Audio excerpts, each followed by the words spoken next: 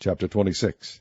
And the Ziphites came unto Saul to Gibeah, saying, Doth not David hide himself in the hills of Hachilah, which is before Jeshimon?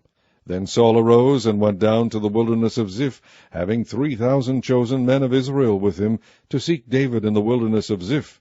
And Saul pitched in the hill of Hachilah, which is before Jeshimon by the way. But David abode in the wilderness, and he saw that Saul came after him into the wilderness. David therefore sent out spies, and understood that Saul was come in very deed. And David arose and came to the place where Saul had pitched. And David beheld the place where Saul lay, and Abner the son of Ner, the captain of his host. And Saul lay in the trench, and the people pitched around about him.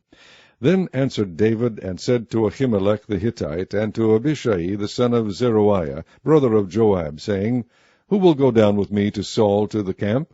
And Abishai said, I will go down with thee. So David and Abishai came to the people by night. And behold, Saul lay sleeping within the trench, and his spear stuck in the ground at his bolster. But Abner and the people lay round about him. Then said Abishai to David, God hath delivered thine enemy into thine hand this day. Now therefore let me smite him, I pray thee, with the spear even to the earth at once, and I will not smite him the second time. And David said to Abishai, Destroy him not, for who can stretch forth his hand against the Lord's anointed, and be guiltless? David said furthermore, As the Lord liveth, the Lord shall smite him, or his day shall come to die, or he shall descend into battle and perish. The Lord forbid that I should stretch forth mine hand against the Lord's anointed.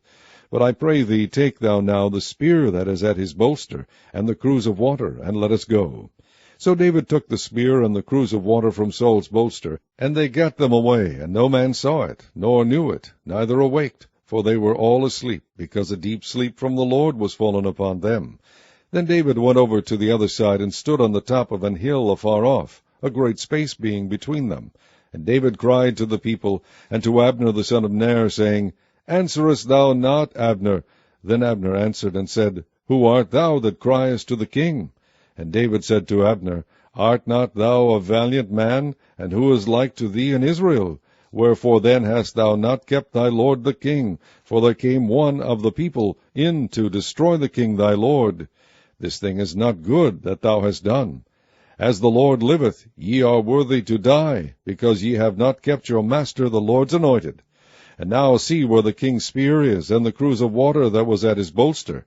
And Saul knew David's voice, and said, Is this thy voice, my son David? And David said, It is my voice, my lord, O king.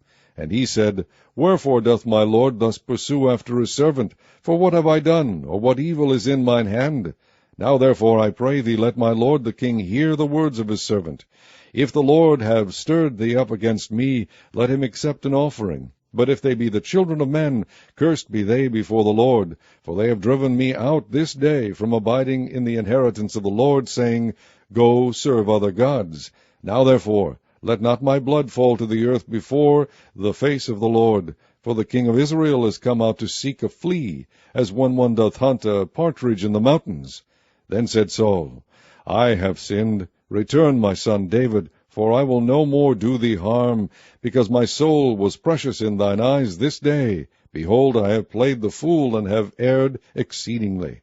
And David answered and said, Behold the king's spear, and let one of the young men come over and fetch it. The Lord render to every man his righteousness and his faithfulness, for the Lord delivered thee into my hand today, but I would not stretch forth mine hand against the Lord's anointed.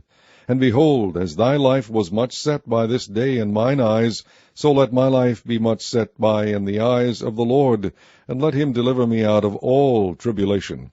Then Saul said to David, Blessed be thou, my son David. Thou shalt both do great things, and also shalt still prevail. So David went on his way, and Saul returned to his place.